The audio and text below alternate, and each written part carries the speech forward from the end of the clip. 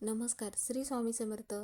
तर प्रत्येकाला वाटत असते की माझे वाईट दिवस काही बदलत नाही, तर काही केल्यामुळे आपल्या घरातील ज्या समस्या आहेत तर त्या दूर होत नसतील, तर एक तांदळाचा दाणा जो आहे तर तो घ्यायचा आहे आणि घरीच आपल्याला हा उपाय करायचा आहे.